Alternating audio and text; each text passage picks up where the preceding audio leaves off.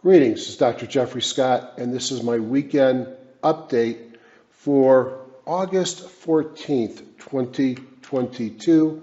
Let's start with the disclaimer and my title. Get this up here. I call this Market Powers Higher into Resistance, and although everybody feels great, I feel great. We've made a lot of money over the last several weeks. I do think we're getting extended and perhaps we're due for a little bit of a stalling, not necessarily a big pullback. My email address is htsi.doc@gmail.com. I welcome comments, thumbs up, thumbs downs. If you want to get notified when I do these, subscribe and hit the alarm. This is for education purposes only. Any recommendations I make in the spirit of education should not be considered investment advice. I'm a doctor, not a broker. I demonstrate the tools that I use in my daily trading. I paid for all these tools. No one pays me to say good things or bad things about them. And trading involves risk. You're only solely responsible for any investment decisions that you make. All right, that's enough of that. If you haven't been here before, I like to use a spreadsheet just to rapidly go through different things in the market to show you what I'm seeing. And then I'll go into wealth charts and we'll look at charts before we end this, probably be about 35 minutes. This is just a warehouse view from HGSI. I created it, and I created it so that it shows me 5-day change, 1-day change. I've added change from the beginning of the year, but more importantly, I'm interested in how far we are from the 52-week highs and 52 lows, both from a distance as well as days. So if we look at the week we just finished, you can see under 5 days, a lot of green. And the only things that were red were bonds and the dollar. So even though the market was so strong, the VIX was actually up. How strong was the market? Well, you can look at the S&P was up 3.3, the NYSE 3.5, the Dow was up 3, the Nasdaq 2.7 on the Qs, 3.1 on the broader composite, and the Russell led everything up 5%. So that's pretty pronounced, and that's where I like to start looking at it. Now, over here is also interesting to me, and I'm looking here how far we've come off the lows and how many days. Look at the Nasdaq composite at 23.5, the Qs at 22.7, and the Russell at 23.1. They have had a massive move off the June lows, 57 days off of their lows. And big caps actually are starting to catch up. Dow's 14% up, S&P is 17.9, and the NYSE is 13% up. And then the other thing that struck me as interesting is that Dow is only 7% from the beginning of the year, NYSE 7.9, and the spiders are only 10% down from the beginning of the year. And even their performance since the prior 52-week high has really improved, as has the Russell and the Nasdaq indices. Still, since the prior highs, the big caps have led. Now, from the markets, how did they end Friday? This is how bullish we are and why we might be too bullish. Notice these 3 tall green bars. This is telling me that probably 75% of the stocks, if not 80%, in the S&P 1500 are trading up near the top of their Bollinger Bands, which is many as 23% being outside. That is beyond bullish. That is getting piggish. 87% of the stocks are above their midline, their Bollinger Band, also getting towards reversal numbers. If you look at sectors, industry groups, and advances, you could see uniformly very strong on Friday. And if you look at over 2 days, 5 days, 10 days, or even a month, all the sectors are up. Nearly 100% of the industries are up. And in the high 80% or more stocks are up. That is incredibly bullish looking, probably bullish exuberance. On the warehouse view, where I take every stock in the market and I look at performance by earnings per share, relative strength rank, group rank, and then the combination of ERG, you could see nothing is below 0. You had a peak on some of the junk off the bottom, and then a peak here on some of the high quality earnings relative strength stocks. But in reality, the tail and the head, I discount because in gray you can see there are very few stocks there. So it looks to me like we, in general, favored junk but everything was up. When you look at EPS rank versus gain, sort of a two peaks, junk and good earnings. Relative strength rank favored junk. Group rank favored poor groups. And if you look at prior week advanced decline line, it also looks like it favored poor groups. I think it's an expansion beyond the market leaders, and that's why perhaps the high relative strength things underperformed. Let's take a look at the Nasdaq. I just want to show you how some bullish things with the Nasdaq. For the first time since I started keeping track here, February 18th, we actually got new highs on the Nasdaq above 2%. So for the first time in ages, we're starting to see some new highs. The new lows are starting to disappear.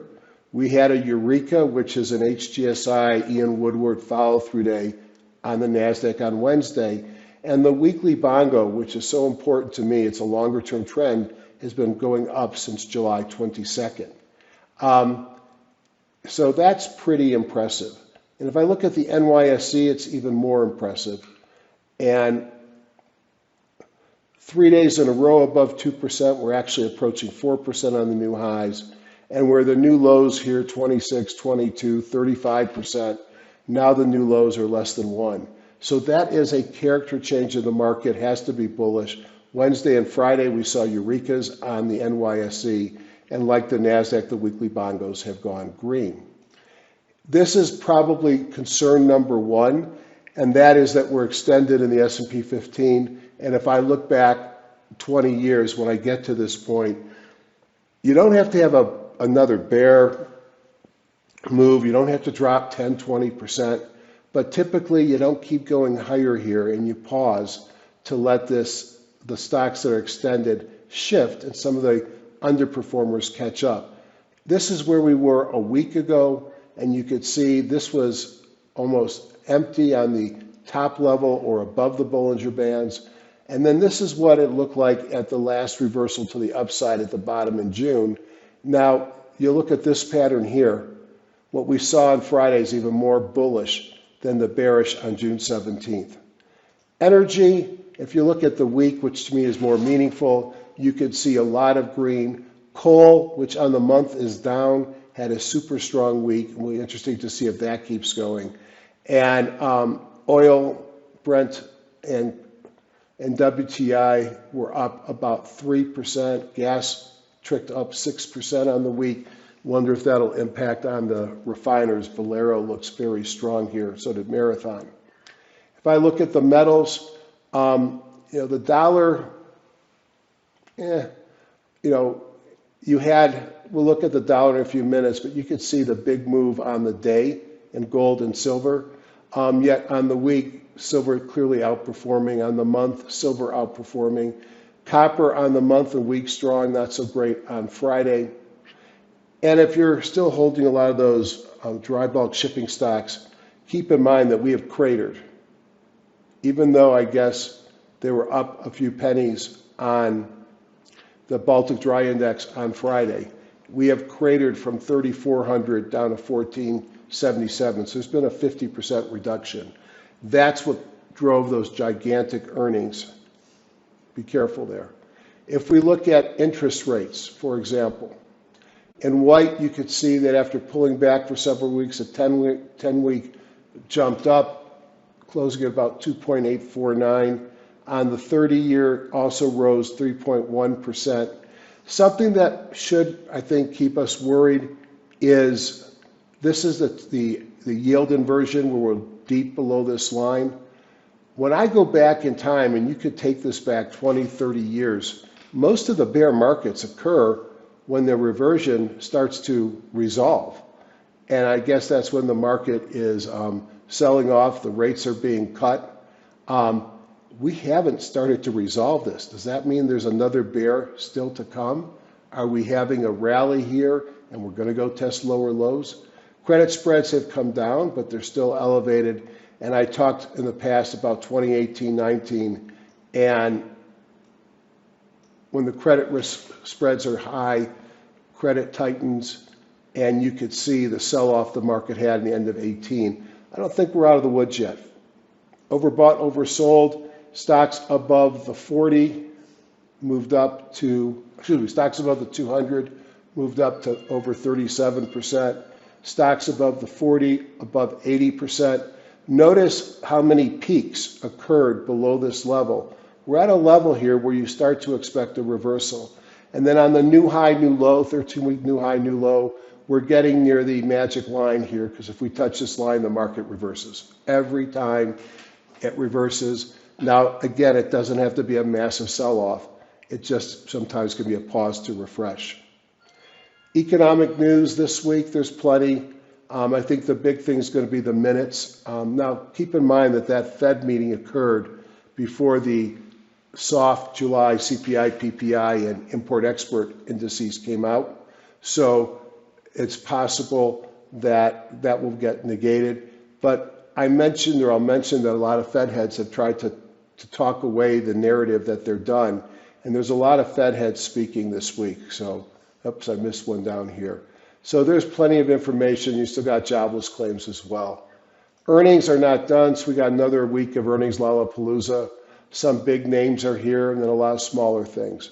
Things that might move the market: Walmart, Home Depot. How about Target? Zim is one of those dry bulk shippers. We have a bunch of retail coming in: Tapestry, Estée Lauder, Foot Locker. So there's a lot left here. So this could be important as well. Expected moves last week, you could see how strong the market was, and where the Nasdaq, the E-minis, the Nasdaq, the Dow, the Russell, all closed above their expected move, which just shows some of the exuberance we're seeing in the market right now, and where the VIX and the dollar closed within their range. Now, my good friend Sagren Andy said that he thinks that the way Thinkorswim is calculating these is giving perhaps more moves than he's seeing on his technology. I don't want to change because I've been using this for a long time, so it may be less relevant than it has been in the past. Thoughts? Markets rallied as a narrative of peak inflation took stage as CPI, PPI, and Import-Export price index for July supported that narrative. Now, I think it was BTG, a analyst came out and said, the S&P has risen above the 50% retracement level. And there's never been a bear market rally low exceeded after that was hit, supporting a narrative that we've seen the lows for this bear market. Not everybody that I've read agrees. For the bears among us, various Fed officials seem to downplay the idea that the Fed is ready to take the foot off the pedal. The major indices may have went out on a high note on Friday, but the volume, excuse my French, sucked. I think it was down like 15-20% from normal. All 11 S&P 500 sectors were up on the week, with some really big gains as high as 7.1% on energy, which is really rebounding. And then cyclical actually outplayed value. And again, that might tie back to that sheet of the market warehouse where I talked about some of the junk off the bottom may have been doing well. Now, I still get calls, do I think this is over? Should I go all in? And I like to remind those people that I walk on the ground as well. I have no idea. Here's what I do know. I know that we've been in a massive bear market rally with over 20% up on the Nasdaq. For weeks I've been saying I've been adding positions. I am not going deep in margin at all. I'm keeping cash on the side. Why? Because I want to be nimble, so I'm keeping my position numbers down. And when the market reverses, if it reverses, I'll take my positions off. I'll look at contra ETFs, and I'm going to raise cash. Why? Because I've been doing this for a long time. And the markets like to go lower. And when they go lower, I like, if I have cash left, to buy at lower prices. Now, what happens if I'm wrong? And I'm wrong in the markets, this is a new bull. Hey, I've got a lot of long positions. I'll just buy more. I'm okay with that. I'd rather miss some of the beginning of the bull than have no cash left when the market retests. And then short term, I see reasons to be careful. The major indices are at or approaching the 200-day SMA. Stocks above the 40-day at 80%, 13-week new high, new low, overbought. Suggest at least a pause is coming. And when I look at past yield inversions, and I spelled that wrong. The biggest drawdowns occur when that inversion reverses, and we are still inverting, suggesting we could have more pain. Just to remind everybody, if you like these videos, go to stocksanddocs.com. Every morning as the market's opening, I post a video. It's usually about 5 to 10 minutes long, and I think, I've gotten some good reviews on it. I look at the market, I identify a couple stocks that are interesting. Again, none of this is investment advice. I'm just talking about what I see in the market and what I'll be watching. You need to make your own decisions, but a lot of people find it to be useful. All right, I'm now in wealth charts. I want to point out one of the recent features. I've talked about it before, and that's the hot stocks feature, which is if you open up a wealth scanner and you go into the funnel. I want to make this shorter term. I'm just setting up the settings I want to use, which are short term.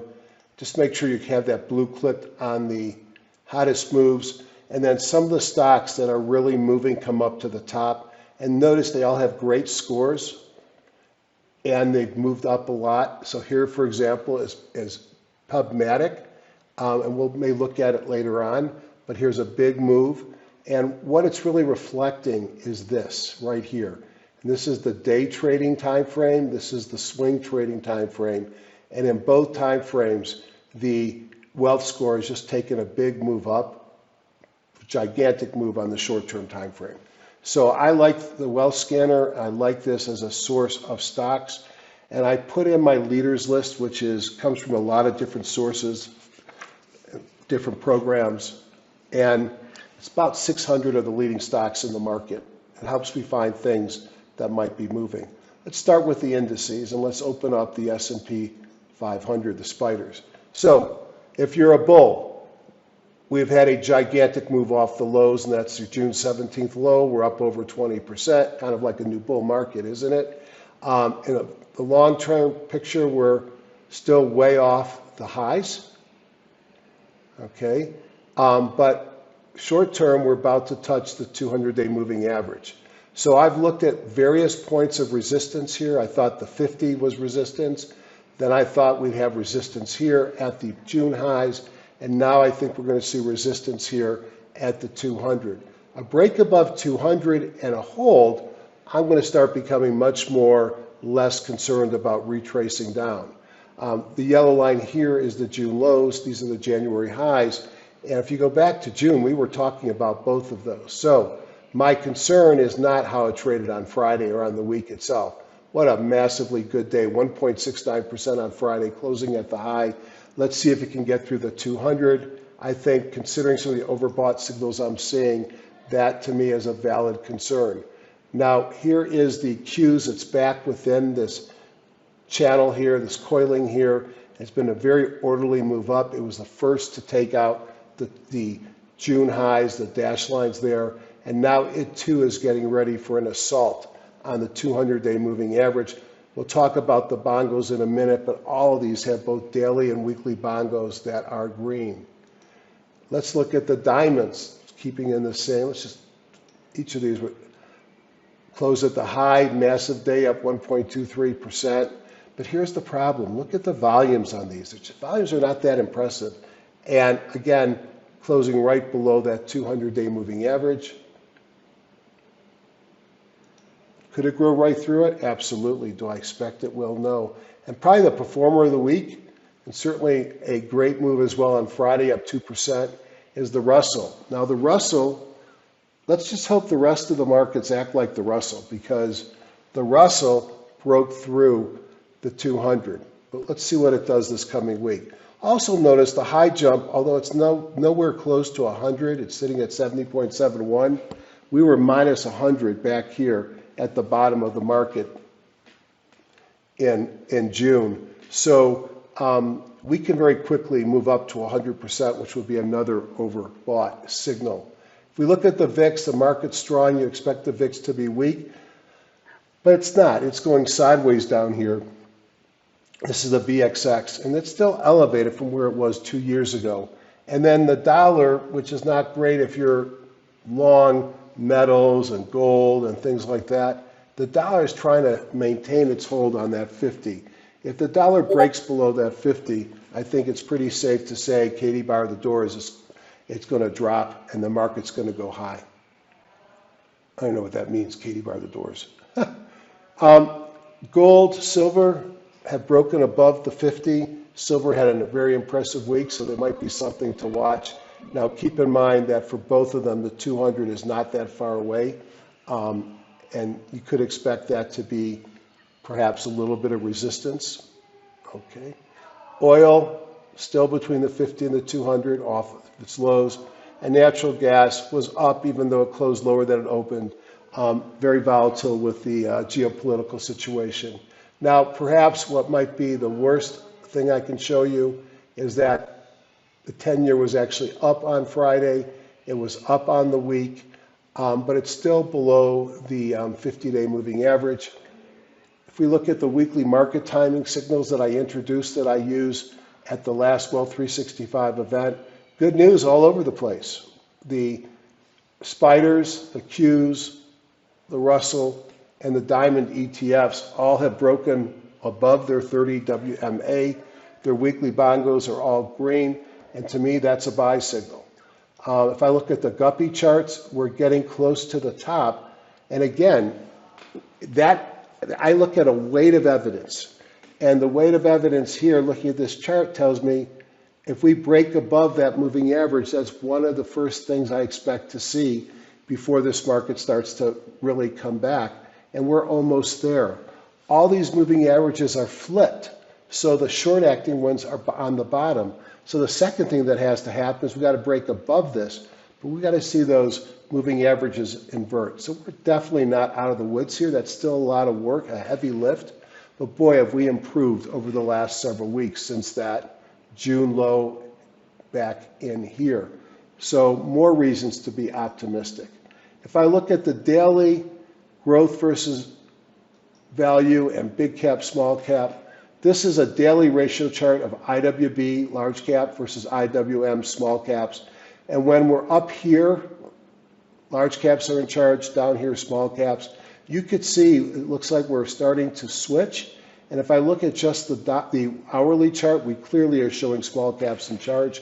On the growth versus value, we were in value for so long, and even though value did good this week, we've come off the bottom, and if we go on the hourly, you could see that growth is actually what's leading. Now, if I look at the S&P sector ratio charts hourly, I can often get some good information. So I like to see the things that are leading, and I call them my star candidates. Now, last week, it was technology, and it softened, but it's still one of the strongest. Industrials actually picked up quite a bit on the week, and discretionary has been strong. Now, healthcare, which is not synonymous with biotech, has sold off, even though biotech has been strong of late. Defensive utilities, real estate, and staples have sold off. Financials, we talked about last week, you'll see a lot of regional stocks make my list. Financials improved. And then even materials and energy had positive movement. So clearly last week was a risk on week. Now, people ask me why I use wealth charts, why I move there. Well, it's not like I don't use other programs still, but frankly, the reason I use it is because of how the scanners work, especially my CAT scanner. Because now I've defined that I think the market is bullish. I still want to commit money to this rally. I still have cash on the side. I will watch the same analysis I'm doing right now on a daily basis. And when I switch to bearish, I'll start looking at my bearish scanners. So let's just start with a heat map. And the heat map is really strong. And when I looked at what was red, I saw J&J, which maybe is defensive, and then some of the energy stocks, Chevron, Oxy, and then a biotech, Amgen. But if you look at, 7 cents down on Oxy, a nickel down on CVX, this was the big one, $2 down on J&J. So a very strong market. I look at the sectors, and I look at the sectors on the day: technology, healthcare, communication services, materials. If we look on the week, we can see consumer defensive, energy, materials. Interesting, because staples look like they're doing poorly, at least on the short term. And on the monthly, it's defensive, which is staples, technology, energy. Cyclical to me is the more discretionary. So as a top-down guide, but this was such a broad week, let's look at the weekly and let's take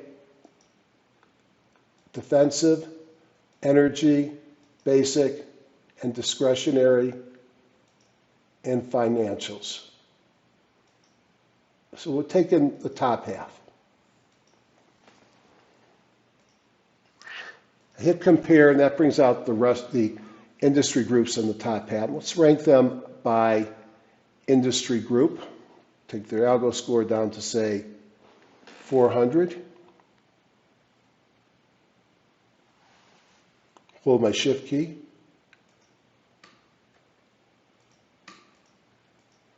Let me try that again. You can't see it here, but the sun came down since I started, and I'm being blinded by the light, literally. But we'll get through this.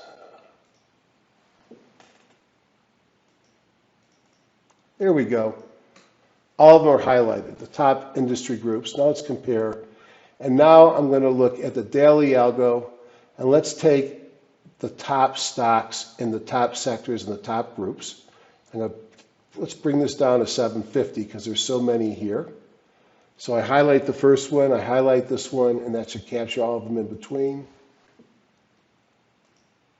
Excellent. Now I want to go in here and make sure I have weekend review as my default watch list. Excellent. Hit apply. Telling me up there I did it. And now once that's done, I'm going to add all these stocks to my watch list. So I've created a list, hopefully there it is, of stocks that are in the leading industry groups that are the top performers. And now I'm going to show you how I can play with that. I'm going to go into Wealth Scanner first, get a sense of what's working in the market. And there was some rotation last week, and real estate moved up to number one. Mid caps, dividend payers, mid caps, small caps, retail, banks, industrials, regional banks, small caps, growth, healthcare, staples, technology. Notice they're all above 800.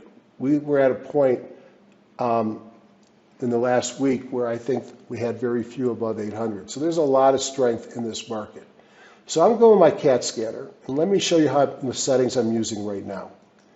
I am using price 5 and 500,000 shares. I have to have options because I trade mostly options, so I'm putting greater than or equal to 1 on liquidity. Doesn't mean they have to be liquid. I may not buy them if they're not liquid. It just means that they have options. I've got at least one bullish dot. My bullish dots are big gap ups, big volume, breakouts, and momentum. No bearish dots.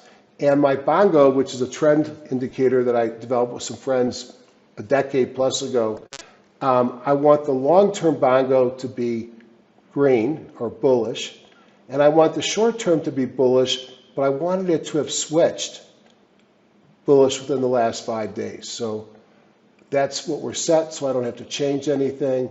And let's go into here and change this to weekend review.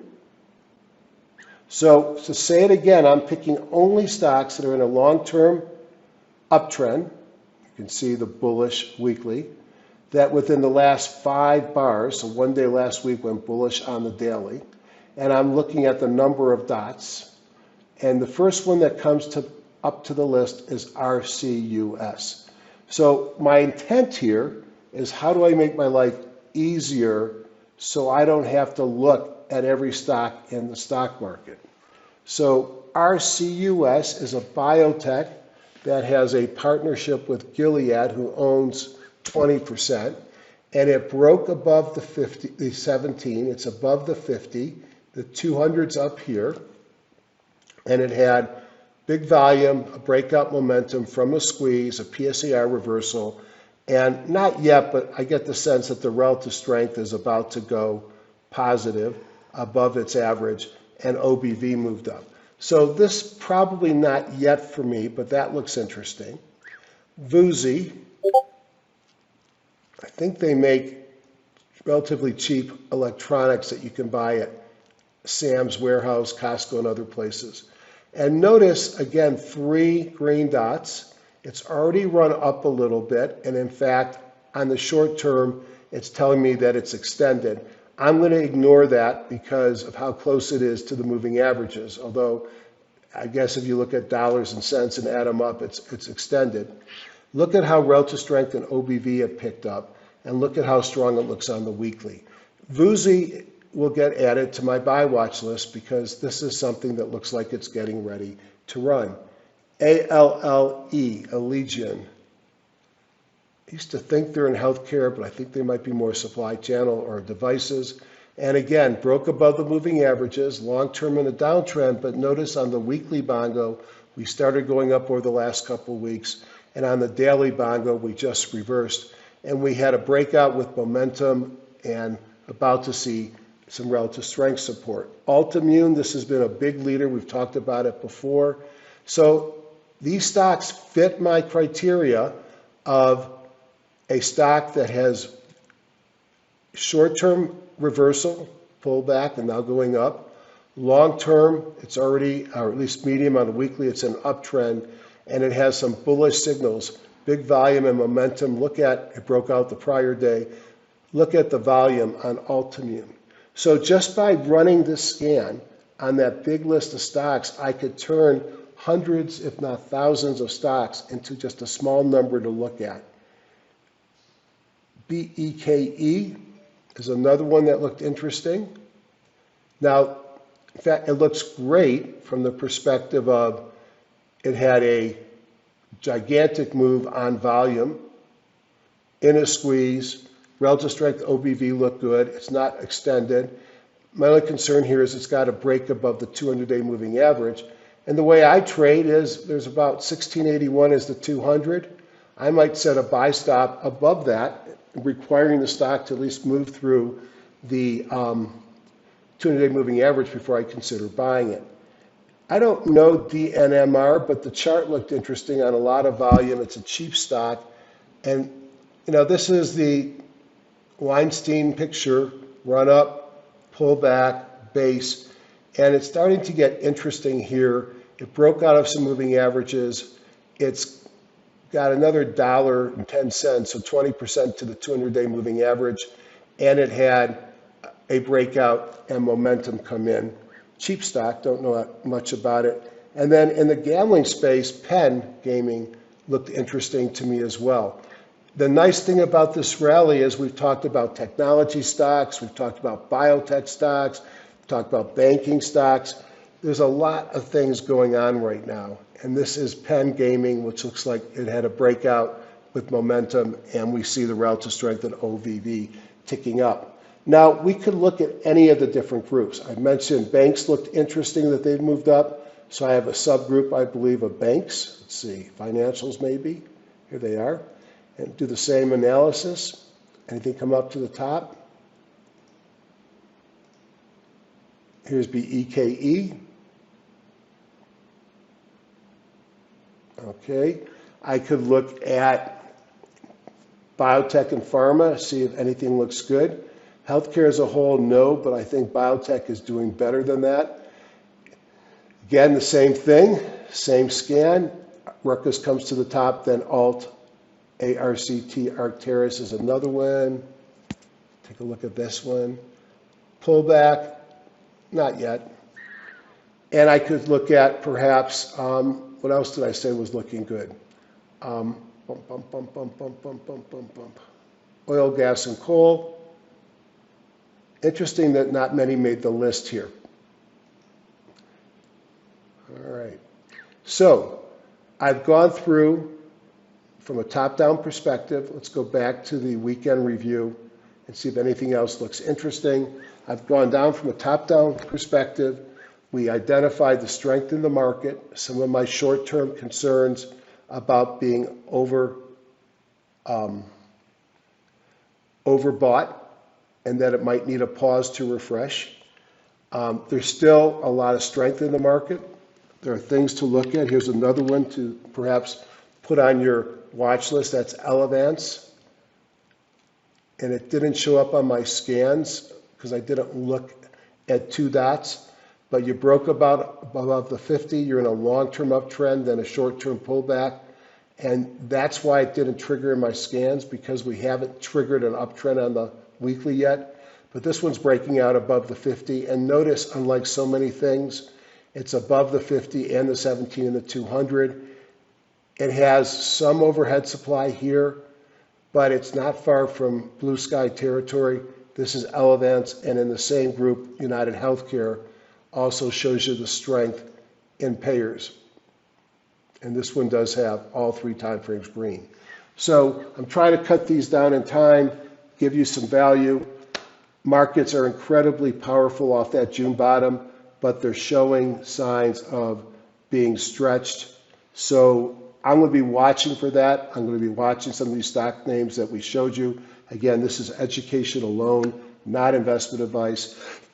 And we'll see you in the stocksanddocs.com video before the market on Monday and Tuesday.